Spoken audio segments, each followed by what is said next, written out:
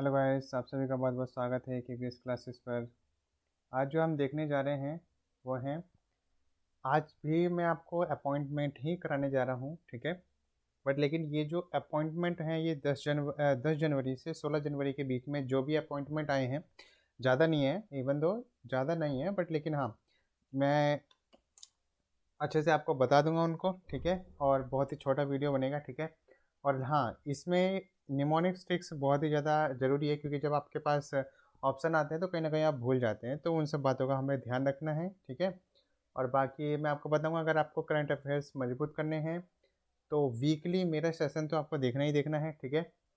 और साथ ही आपको डेली बेसिस पर करंट अफेयर्स करने हैं। अगर आप किसी और चैनल को फॉलो कर रहे हैं तो अगर वो अच्छा पढ़ा रहे हैं तो अच्छी बात है, नहीं तो मैं आपको बताता हूँ, अभिजीत मिश्रा सर हैं, ठीक है, बैंक प्रो के साथ पढ़ाते हैं, ठीक है। अभिजीत मिश्रा सर, मैं उनके चैनल का नाम नहीं देखता, बस हाँ वीडियो देखता हूँ, ठीक है। तो अभिजीत मिश्रा सर हैं, डेली बेसिस पे आप उनको फॉलो कर सकते हैं, ठीक है। और बताऊँ तो हाँ, डेली बेसिस पे उनका हो जाएगा, वो न्यूज़ बहुत अच्छे से क्लियर, मतलब कि क्लियर करते हैं, और एक भी न्यूज़ आपकी छूटेगी नहीं, ठीक है। तो डेली बेसिस पे और अच्छे से समझा भी देते हैं, क्योंकि करंट अफेयर्स का समझ में आना बहुत ज़्यादा ज़रूरी है। समझ आएगा तभी तो आप लर्न कर पाएंगे, ठीक है। तो डेली बेसिस पे वो हो गया, ठीक है। और अगर आप किसी और को फॉलो कर रहे हैं तो वो भी सही है, ठीक है। तो डेली बेसिस पे करना है आपको। दूसरा आपका आता है वीकली बेसिस पे, जो मैं आपको करा रहा हूँ। तो वीकली बेसिस पे मैं आपको अच्छे से बताता जाऊँगा, आप इसको देखते जाना, अच्छे से पढ़ते जाना, क्योंकि अगर आप बाद में पढ़ेंगे ना तो ये सब बहुत सारा कंटेंट हो जाता है। तो अगर आप डेली बेसिस पे पढ़ें, वीकली बेसिस पे पढ़ें, और जहाँ तक मुझे लगता है कि 15 दिन में भी एक बार पढ़ लो तो अच्छा ही है ना। फिर मंथली बेसिस पे आप परचम क्लासेस हैं, है ना। तो परचम क्लासेस पे एक मैम पढ़ाते हैं, साथ प्रीति मैम है, प्रिया मैम है, ध्यान नहीं है। तो मंथली उनकी करंट अफेयर्स आती है, तो उसके बाद आप उसको पढ़ सकते हैं, ठीक है। तो लेकिन आपको एक बात तो ध्यान रखना ही पड़ेगा, आप किसी भी एग्ज़ाम में जाइएगा तो आपको डीप नॉलेज होना ज़रूरी है, क्योंकि कहीं से भी क्वेश्चन बन सकता है, ठीक है जी। तो जीएस को मजबूत करने का यही एक तरीका है कि डेली बेसिस पढ़ना है, वीकली बेसिस पढ़ना है, 15 दिन में भी एक बार करो, फिर मंथली बेसिस करो, इस तरीके से कंप्लीट करो। और जितने ज़्यादा से ज़्यादा आप फिर जब जैसे मान लीजिए जनवरी कंप्लीट हो गया, ठीक है। तो जनवरी कंप्लीट होने के बाद आप कौन सा लगा सकते हैं करंट अफेयर्स के लिए। तो एक स्मार्ट कीड़ा टेस्ट जो है वो मॉक ड्रिल देते हैं, है ना। मॉक ड्रिल रहती है उनकी 15 मॉक ड्रिल है, और एक मॉक ड्रिल में उनके 50 क्वेश्चंस रहते हैं। तो एमसीक्यू वहाँ से लगाइए, ठीक है। तो आप बेस्ट बन जाएंगे इसमें, ठीक है। अब समय तो आपको, अगर आप डेली बेसिस पे देंगे तो कम समय लगेगा। अगर आप डेली बेसिस पे समय नहीं देंगे तो वही आपको वन लाइनर पढ़ के जाइए, वहाँ से जितना आएगा आएगा। बाकी अगर आप किसी और सब्जेक्ट को फोकस करके कर रहे हैं तो वो बात है, लेकिन मैं मजबूत इसी तरीके से हो सकता है, यही एक तरीका है, ठीक है जी। अगर कोई और क्वेरी है तो आप मुझे कमेंट बॉक्स में लिख के बता सकते हैं, मैं उसका जो है सॉल्यूशन ढूंढ के आपको नेक्स्ट वीडियो में ज़रूर बताऊंगा, ठीक है। तो अब हम आज की क्लास शुरू करते हैं, चलिए आइए शुरू करते हैं, ठीक है। और ये जो करंट अफेयर्स रहेगा ये आपके हर एक एग्ज़ाम को टारगेट करेगा। हर एक एग्ज़ाम में करंट अफेयर्स जो आएगा, स्टैटिक से स्टैटिक और जो भी बन सकता है वो मैं सारे कराऊंगा, ठीक है। जैसे लिख रखा है बैंक, एसएससी, रेलवे, जीडी, हर एक एग्ज़ाम का, ठीक है। तो चलिए आइए शुरू कर लेते हैं। देखिए, आप सभी के सामने पहली न्यूज़ देखिए क्या है। पहली न्यूज़ क्या कह रहा है, एक मिनट मैं यहाँ से मार्कर ले लेता हूँ, हाँ ठीक है। हाँ तो देखिए ज़रा, पहले न्यूज़ क्या है, गवर्नमेंट ऑफ इंडिया ने क्या किया है, government of India has extended. अच्छा, पहले आप क्या करेंगे, जो भी मेरे दोस्त लोग इस चैनल पे नहीं हैं वो थोड़ा सा सब्र रखें, थोड़ा सा इसको समझें। और मैं जो निमोनिक ट्रिक्स बताऊंगा और थोड़ी समय बाद जब आप एमसीक्यू लगाएंगे तब उस पर अप्लाई करना, तो डेफिनेटली जब देखना आप कितना ये तरीका जो है कारीगर रहेगा, ठीक है जी। चलिए, तो the government of India has extended the tenure of Navrang, है ना, किसका भाई, नवरंग सैनी। नवरंग सैनी के टेन्योर जो है इसका कार्यकाल एक्सटेंड कर दिया है। और नवरंग सैनी कैसे काम कर रहे थे, इंटरिम चेयरपर्सन के पद पे काम कर रहे थे। अच्छा, किसका इंटरिम चेयरपर्सन, किसके, तो ये ही थी company insolvency and bankruptcy board of India, ये गवर्नमेंट की बॉडी है, ठीक है। इंसॉल्वेंसी बैंक्रप्सी बोर्ड ऑफ, आप इसको बोल सकते हैं इंसॉल्वेंसी बैंक्रप्सी बैड बैंक बोल सकते हैं, यानी कि फॉर 3 मंथ के लिए बढ़ा दिए, है ना। और 5 मार्च 2022 तक, तो आपसे यही पूछेगा 3 मंथ के लिए बढ़ा दिए, कितने मंथ के लिए बढ़ा दी गई है, तो 3 मंथ के लिए बढ़ा दी है।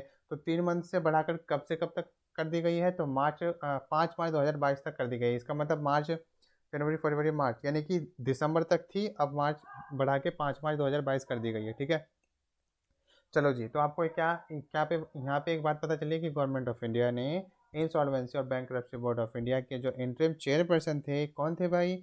नवरंग सैनी। नवरंग सैनी है ना, नवरंग सैनी जी का कार्यकाल जो है 3 महीने बढ़ा दिया है। ठीक है, अब आप इसको याद कैसे रखेंगे, है ना? तो insolvency and bankruptcy board of India के जो है इंटरिम चेयरपर्सन कौन है, कैसे याद रखोगे? अच्छा, insolvency bankruptcy board of India ये आपका बैड बैंक कहलाता है। ठीक है,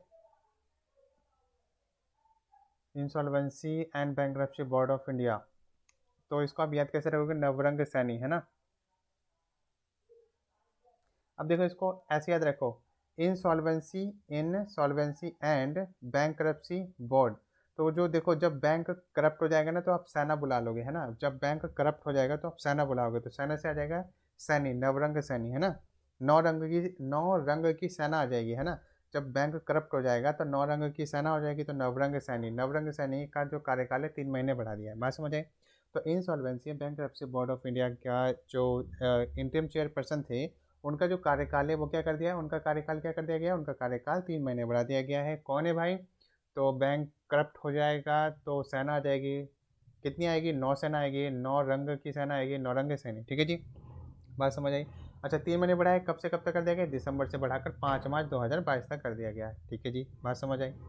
आगे हम बात कर लेते हैं। देखो, अब ये आता है स्टैटिक क्वेश्चन, ये भी एग्जाम के पॉइंट ऑफ व्यू से बहुत ही ज़्यादा मोस्ट इंपॉर्टेंट है, तो इसके बारे में आप अच्छे से पढ़ सकते हैं। पढ़ सकते नहीं, आपको पढ़ना ही होगा। ठीक है, मैं याद कराने की टेक्निक आपको जरूर बताऊंगा। चलिए देखिए क्या है। Insolvency and bankruptcy board of India का हेडक्वार्टर न्यू दिल्ली, कोई दिक्कत नहीं है, ये आसानी से याद हो गया। ठीक है, insolvency and bankruptcy board of India के फाउंडर कौन है? तो भाई ये पार्लियामेंट ऑफ इंडिया, इंडिया के पार्लियामेंट ने बनाई। अब देखो पार्लियामेंट में क्या है, राज्यसभा है, लोकसभा है, उन्हीं से ये बना है भाई। अभी आपने देखा कि insolvency bankruptcy board of India को मैंने कहा बैड बैंक। अब हुआ क्या भाई, इसमें होता क्या है कि जैसे कि अब बैंक सभी को, अब जैसे गवर्नमेंट ने कहा है कि एमएसएमई के लिए जैसे कि न्यू एंटरप्रेन्योर्स निकल के आ रहे हैं, एमएसएमई सेक्टर को बढ़ावा देने के लिए लोगों को लेकर आओ, उनको अच्छे से लोन दो, है ना। 10-10 हज़ार रुपये का लोन दिया जा रहा है, 20 हज़ार का भी, जो मतलब अच्छा खासा लोन को प्रोवाइड कराया जा रहा है बिना किसी गारंटी के। अगर इसी में पैसा जैसे डूब जाता है, तो जो पैसा डूब जाता है, जहाँ से कंपनी का ना तो मूलधन वापस मिलता है, ना ही उसे इंटरेस्ट मिलता है। ठीक है, तो ऐसा पैसा हम लोग नॉन परफॉर्मिंग एसेट में मानते हैं। अब वो जो नॉन परफॉर्मिंग एसेट, यानी कि ऐसा एसेट, ऐसी संपत्ति जो कि काम नहीं कर रही है, जो परफॉर्म नहीं कर रही है, उसको हम नॉन परफॉर्मिंग एसेट के बोलते हैं। अब सॉरी, उस पैसे को जो है रिकवर करने के लिए ये इंसॉल्वेंसी एंड बैंकरप्सी बोर्ड बनाए गए हैं गवर्नमेंट के द्वारा, जो कि उन्हीं लोगों से, उनको समय देती है, उनको मतलब तरीका बताती है आप कैसे हमारी मतलब कि जो जिन बैंकों से पैसे ले आप उनके पैसे कैसे वापस कर सकते हो। तो ये तरीके हैं, है ना। तो ये तरीके ये अपनाती है। ठीक है जी, तो इसलिए इसकी ज़रूरत किसकी वजह से ये बना, insolvency bankruptcy board of India? जाहिर बात है गवर्नमेंट की तरफ से बना।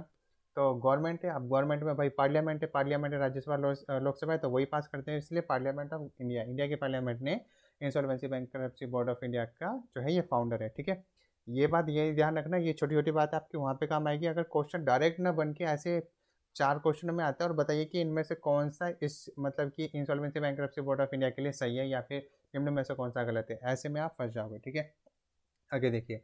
Insolvency and bankruptcy board of India found कब हुआ? तो ये 1 अक्टूबर 2016 में फाउंड हुआ। इंसॉल्वेंसी मतलब हाल फिलहाल का ये है ना, 22 चल रहा है, 6 साल पहले का है। ठीक है, तो insolvency and bankruptcy board of India 1 अक्टूबर 2016 में जो है मतलब इस्टेब्लिश किया गया, फाउंड मतलब बना। ठीक है, अच्छा, ये आपके जो है जब आप रिटर्न करोगे ना तो वहाँ पर भी बहुत ज़्यादा काम आएगा। रिटर्न भी मैं आपको कराऊंगा, है ना। तो रिटर्न में ये सब बातें आपको ध्यान रखिए कि insolvency bankruptcy board of India क्या है, किस लिए बना, किसने बनाया? गवर्नमेंट ऑफ इंडिया ने बनाया, उसकी पार्लियामेंट ने बनाया, जो कि बनती है। ठीक है, अच्छा, उसके बाद क्या है कि इसका हेडक्वार्टर कहाँ पर है? इसका हेडक्वार्टर नई दिल्ली में है। ठीक है, ये इस्टेब्लिश कब हुआ? तो ये इस्टेब्लिश 1 अक्टूबर 2016 में, 1 अक्टूबर 2016 में। अगर 1 अक्टूबर याद नहीं रख सकते कोई दिक्कत नहीं, लेकिन सन याद रखो, 1 अक्टूबर 2016 में ये फाउंड हुआ। ठीक है, अभी हाल फिलहाल में चेयरपर्सन, इसके इंटरिम चेयरपर्सन कौन है भाई? बैंक करप्ट हो जाएगा, सेना जाएगी, सेना 9 रंग की सेना आएगी, 9 रंग सैनी है, उनका 3 महीने का कार्यकाल बढ़ा दिया गया है। कब तक? तो 5 मार्च 2022 तक बढ़ा दिया गया है, ठीक है जी। तो इस अगर इतना कंटेंट भी आपका रहेगा तो उससे आप काफ़ी कुछ जो है लिख लोगे, ठीक है जी।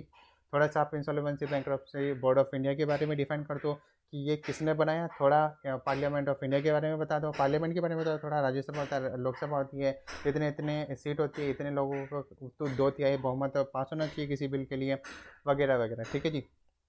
तो इस तरीके से आपका काफ़ी सारा मतलब फैल के 100-200 तक बन जाएगा। और आपको फैलाना है तो आप छोटे छोटे पॉइंट पकड़ लीजिए, न्यू दिल्ली जो कि इंडिया की कैपिटल है, वगैरह वगैरह, है ना, ठीक है। चलो आगे बढ़े, याद होगी आपको। चलिए आगे बढ़ते हैं, अगले देखिए क्या है। Former Reserve Bank of India के गवर्नर कौन है भाई? उर्जित पटेल। उर्जित पटेल फॉर्मर गवर्नर शक्तिकांत दास जी से पहले जो है उर्जित पटेल जी थे। Has been appointed as vice president of vice president, अच्छा वाइस प्रेसिडेंट है किसके भाई? Multilateral multilateral funding institution. अच्छा, जो मल्टीलैटरल फंडिंग ये ऐसा फंडिंग इंस्टीट्यूशन जो विभिन्न प्रकार के काम के लिए जो है लोन देता रहता है, जैसे एशियन इंफ्रास्ट्रक्चर, एशिया एशिया के इंफ्रास्ट्रक्चर के लिए एक इन्वेस्टमेंट बैंक है जिसका नाम है Asian infrastructure investment bank, AIIB।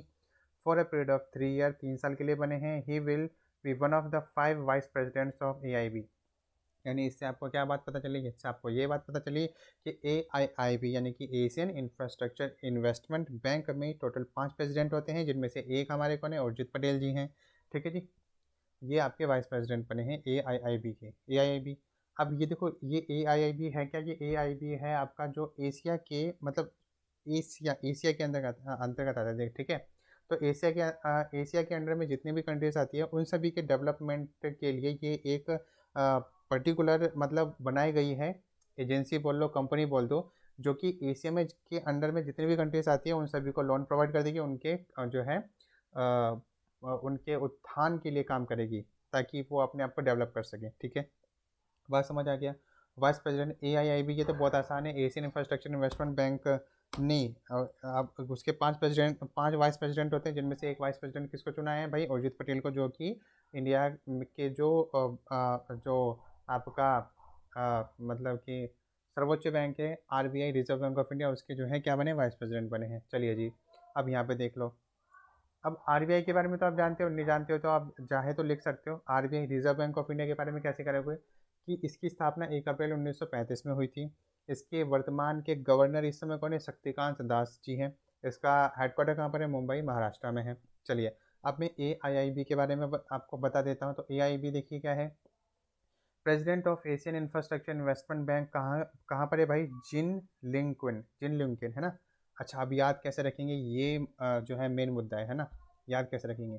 तो president Asian infrastructure investment bank के एक प्रेसिडेंट और 5 वाइस प्रेसिडेंट होते हैं। तो लिन क्विन जिन लिन क्विन अच्छा, जिन लिन क्विन के बारे में अगर मैं आपको बताऊं, कैसे याद रखोगे? एशिया का Asia infrastructure investment bank, Asia के इंफ्रास्ट्रक्चर के लिए इन्वेस्ट किसने किया भाई? जिन ने किया, है ना, जिन ने किया।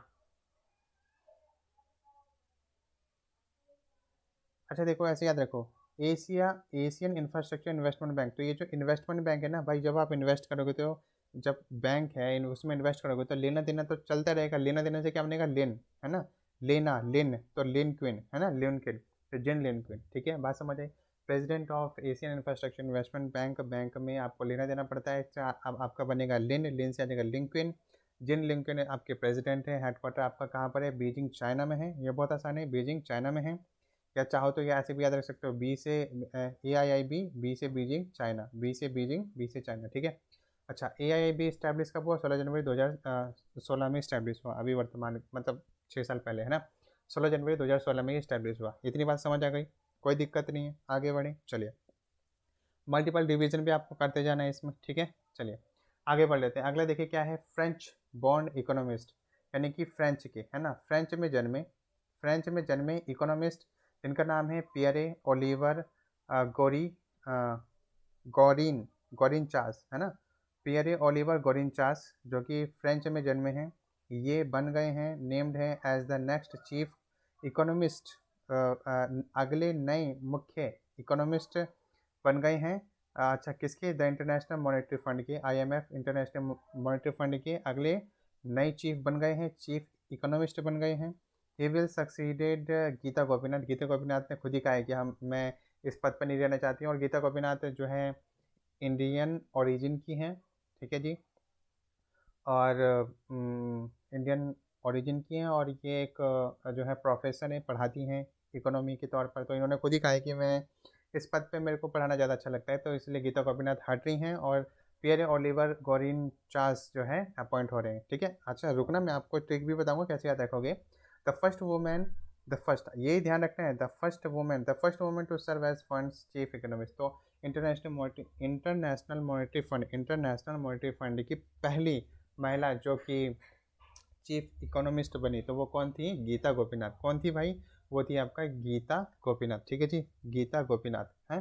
अच्छा, इनको रिप्लेस किसने किया? तो पियरे ओ लीवर गोरिनचास ने, पियरे ओलिवर गोरिनचास ने जो है रिप्लेस किया। आप देखो याद कैसे रखोगे, गीता गोपीनाथ है ना, याद कैसे रखोगे? गीता गोपीनाथ, जी से गीता गोपीनाथ, जी से गोरिन, जी गीता गोपीनाथ गोरिनचास, गीता गोपीनाथ गोरिनचास, ठीक है, पियरे ओलिवर गोरिनचास। बात समझ आई?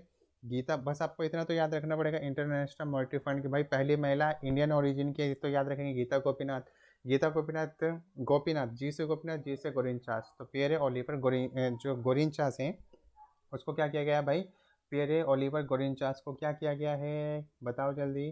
तो उनको चीफ इकोनॉमिस्ट के पद पर अपॉइंट किया गया, गीता गोपीनाथ वहाँ से रिप्लेस हो गया, अपना प्रोफेसर का काम वो संभालेंगे, ठीक है। अच्छा, अब इसकी जो है कुछ स्टैटिक इन्फॉर्मेशन है, फटाफट यहाँ पे देख लीजिए। इंटरनेशनल मॉनेटरी फंड कब बना? इंटरनेशनल मॉनेटरी फंड कब बना? तो ये आपका बना 27 दिसंबर 1945 में। हमारा देश 1947 में आज़ाद हुआ था, ठीक है, 1945 में, 2 साल अच्छा देखो 27 दिसंबर यानी 1945 का ये लास्ट मंथ चल रहा था, यानी कि 46 से स्टार्ट, हाँ तो 2 साल समझ सकते हो, है ना। तो हमारा भी अगस्त में है ना, अगस्त सितंबर अक्टूबर, फिर भी सही है ना, मतलब पूरे 2 साल नहीं है लेकिन फिर भी, है ना। 1945 सन के हिसाब से आप याद रख लो, 25 दिसंबर 1945 में। तो इंटरनेशनल जो मॉनेटरी फंड है, पैसे वाली फंड है भाई, कब आया? जब हमारे देश स्वतंत्र बना, उससे 2 साल पहले ही आया, 1945 में, 27 दिसंबर 1945 में, ठीक है जी। इंटरनेशनल मॉनेटरी फंड का हेडक्वार्टर कहाँ पर है? तो वाशिंगटन DC USA। कहाँ पर है जी? तो इंटरनेशनल मॉनेटरी फंड का हेडक्वार्टर है भाई, पैसा सबसे ज़्यादा अमेरिका में ही तो है ना, फिर तो सब लोग अमेरिका जाते हैं, तो US, वाशिंगटन DC US। अगले हम बात कर लेते हैं इंटरनेशनल मॉनेटरी फंड का कि मेंबर कितने हैं। हाँ ये बहुत इंपॉर्टेंट है ना, मेंबर कितने हैं? 190। इंटरनेशनल मॉनेटरी फंड के मेंबर कितने हैं? तो 190। आपके लिए क्वेश्चन ये है कि अभी मैंने AIIB के बारे में पढ़ाया था, तो AIIB के मेंबर कितने हैं उसके बारे में बताइए, ठीक है जी। तो इंटरनेशनल मॉनेटरी फंड का हेडक्वार्टर वाशिंगटन DC USA में। इंटरनेशनल मॉनेटरी फंड के मेंबर कितने? तो 190, टोटल में कैसे 196 कंट्री से, अब बीच में एक दो बनी होगी तो शायद बढ़ गई होगी, लेकिन 196 पहले थी, ठीक है। 190 कंट्रीज इसके मेंबर हैं, मतलब लगभग लगभग बहुत सारी, है ना। International monetary fund managing director, international monetary fund की मैनेजिंग डायरेक्टर कौन है भाई? वो है क्रिस्टलिना जॉर्जिया, ठीक है। आप चाहो तो यहाँ से भी गीता गोपीनाथ, जॉर्जिया और ये गोरिन चास, है ना, क्रिस्टलिना जॉर्जिया। या फिर चाहो तो ऐसे याद रख सकते हो कि इंटरनेशनल मॉनेटरी फंड, मॉनेटरी पैसे वाली फंड, पैसे का फंड कौन करेगा? कृष्णा करेंगे, हमको कृष्णा से आ जाएगा क्रिस्टलिना जॉर्जिया। कृष्णा से मॉनेटरी जो फंड है हमें कौन देगा? कृष्णा देंगे, तो कृष्णा से आ जाएगा क्रिस्टलिना जॉर्जिया, ठीक है जी, क्रिस्टलिना जॉर्जिया। बात समझ आई? यहाँ पे मैंने आपको क्या बताया, फ्रेंच की एक नवयुवक बने हैं भाई chief economist international monetary fund के। अभी कौन थी? गीता गोपीनाथ थी, इंडियन ओरिजिन की थी, प्रोफेसर है, इकोनॉमिस्ट हैं, कॉलेज में पढ़ाती हैं। अब इनका मन नहीं लग रहा है, तो इन्होंने कहा कि मैं फिर से बच्चों को पढ़ाना चाहती हैं, तो ये रिज़ाइन कर दिया वहाँ से। अब कौन बन रहे हैं भाई? गीता गोपीनाथ को जगह कौन आ रहा है? गोरिनचास आ रहा है, यानी पियरे ओलिवर गोरिनचास आ रहा है। और मैनेजिंग डायरेक्टर कौन है? तो क्रिस्टलिना, क्योंकि कृष्णा हमें फंड करेंगे, क्रिस्टलिना जॉर्जिया 27 दिसंबर 1945 में स्टैब्लिश हुआ, वाशिंगटन DC USA में इसका हेडक्वार्टर है, ठीक है जी। और 190 कंट्रीज इसकी मेंबर है, ठीक है। आगे बढ़े, चलिए अगले देख लेते हैं। अगला देखिए क्या है, रीन्यू बाय। अगला क्या है भाई? रीन्यू बाय क्या है? एक ऑनलाइन इंश्योरेंस प्लेटफॉर्म है, मतलब इंश्योरेंस बेचने वाला प्लेटफॉर्म है, वो भी ऑनलाइन।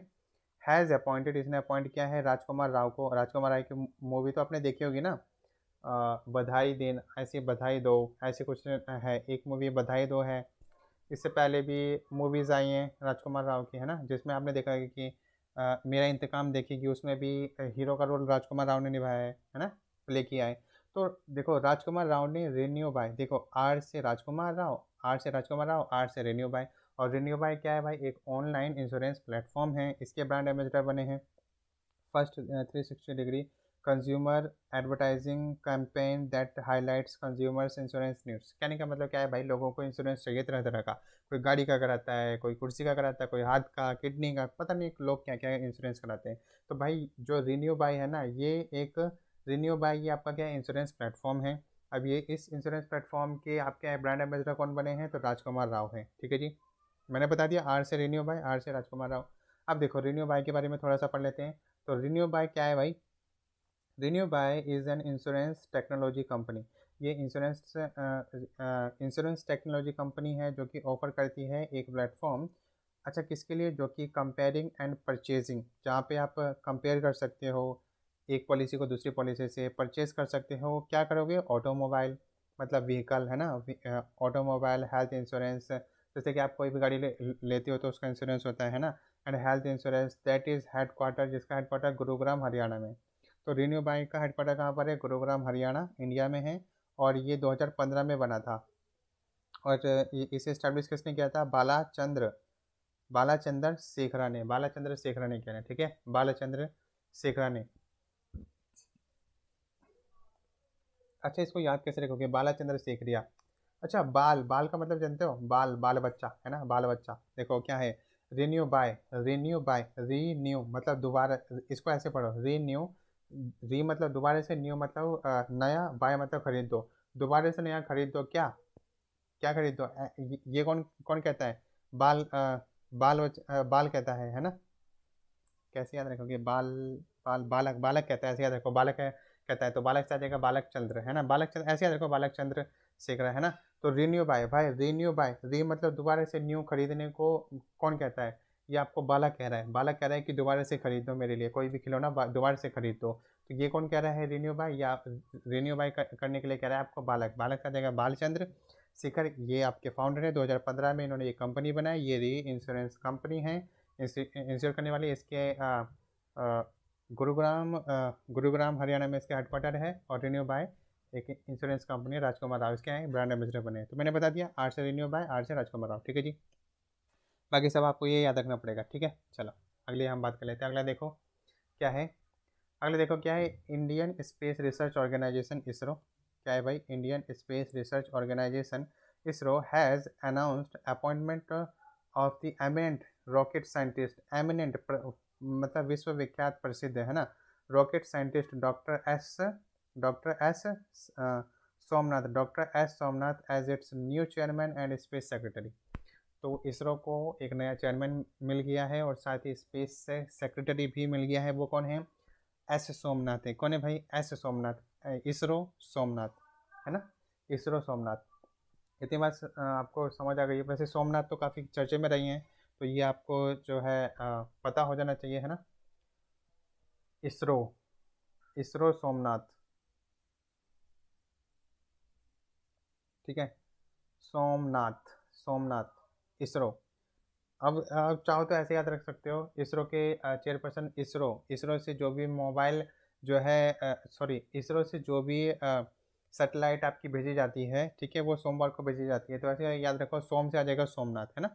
तो इसरो से जो भी सैटेलाइट आप लॉन्च मतलब ऐसे लर्न करने के लिए कह रहा हूँ मैं, ठीक है। इसरो से आप जो भी सैटेलाइट आप छोड़ते हो वो सोमवार को छोड़ते हो, सोम से आ जाएगा सोमनाथ, है ना जी। तो सोमनाथ न्यू चेयरमैन बन गए हैं और स्पेस सेक्रेटरी बन गए हैं। ठीक है जी, बात समझ आ गई है। अब जरा इसरो के बारे में पढ़ो। इसरो के बारे में क्या पढ़ना है, इसरो का हेडक्वार्टर कहाँ पर है, बेंगलुरु में है, कर्नाटका, बेंगलुरु कर्नाटका। और ये 15 अगस्त 1969 में इस्टेब्लिश हुआ। और जहाँ तक मुझे याद है 1958 में नासा हुआ था, 1958 में नासा का है, 1 अक्टूबर 1958, है ना। और इसरो का क्या है, 15 अगस्त 1969। तो इसरो का हेडक्वार्टर कहाँ पर है, इसरो का हेडक्वार्टर आपका बेंगलुरु कर्नाटका में है। ठीक है, बेंगलुरु कर्नाटका में है, क्योंकि टेक्नोलॉजी कंपनी आपने देखा नहीं, बेंगलुरु काफ़ी ज़्यादा विकसित है टेक्नोलॉजी के फील्ड में, है ना। इसरो इस्टेब्लिश 15 अगस्त 1969 को इस्टेब्लिश हुआ था। बात समझ आ गई। सोमवार को हम इसरो से सैटेलाइट सेंड करते हैं सोमनाथ। ठीक है, चलिए, और इन्होंने रिप्लेस किसको किया है, तो के सिवान जी को रिप्लेस किया है। ठीक है, बात समझे, के सिवान को रिप्लेस किया है। आगे बात कर लेते हैं, अगला देखिए क्या है। Reserve Bank of India has appointed the appointment of, reserve Bank of India ने क्या किया है भाई, इन्होंने अपॉइंट किया है इतरा इतरा डेविस को, इतरा डेविस को रिजर्व बैंक ऑफ इंडिया ने अप्रूव कर दिया है अपॉइंटमेंट इतरा डेविस का। अच्छा, किसके पद पर, managing director chief executive officer के पद पर, किसके भाई, उज्जीवन स्मॉल फाइनेंस बैंक का 1 साल के लिए।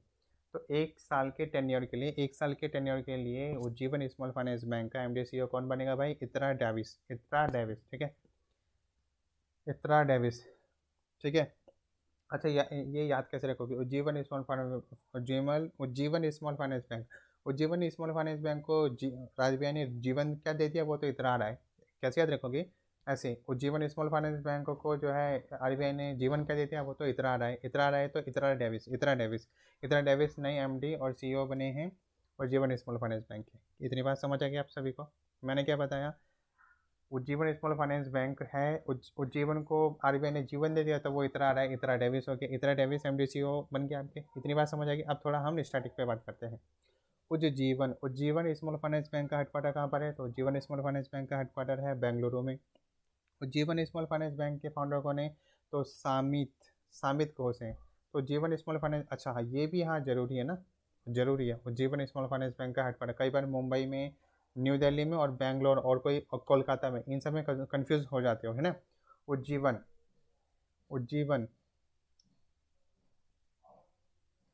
कैसे याद रखोगे, उज्जीवन स्मॉल फाइनेंस बैंक को आपने जीवन दे दिया आरबीआई ने, तो वो इतरा आ रहा है ना, इतरा आ रहा है, वो इतरा आ रहा है। ठीक है, वो इतरा आ रहा है और कह रहा है कि मैं तो बैंगलोर जाऊंगा, मैं तो बैंगलोर जाऊंगा, वो इतरा आ रहा है और कह रहा है कि मैं बैंगलोर जाऊंगा। उज्जीवन स्मॉल फाइनेंस बैंक को आरबीआई ने जीवन दिया है ना, वो कह रहा है मेरे लिए काम करो, कह रहा है कि नहीं आपके लिए काम नहीं करूँगा, मैं तो बैंगलोर जाऊँगा, है ना, Bangalore.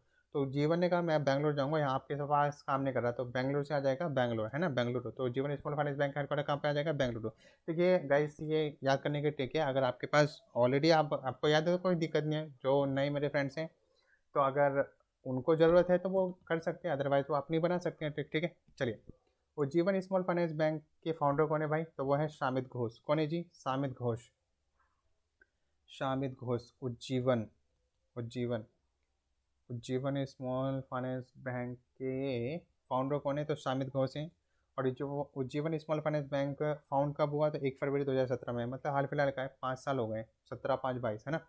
Ujjivan small finance bank कब बना, तो ये आपका 2017 में बना है, 1 फरवरी 2017 में। उज्जीवन स्मॉल फाइनेंस बैंक 1 फरवरी 2017 में बना है। उज्जीवन स्मॉल फाइनेंस बैंक के बारे में अगर आपको बताऊं, तो उज्जीवन स्मॉल फाइनेंस बैंक कब बना, 1 फरवरी 2017 में। कब बना जी, ये आपका बना है 1 फरवरी 2017 में। उज्जीवन स्मॉल फाइनेंस बैंक कब बना, तो 1 फरवरी 2017 में बना। ठीक है।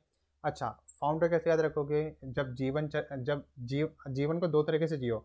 जब अब अभी तो उसको जीवन दे दिया था, वो इतरा रहा है, तो इतरा डेविस को एमडीसीओ बना दिया।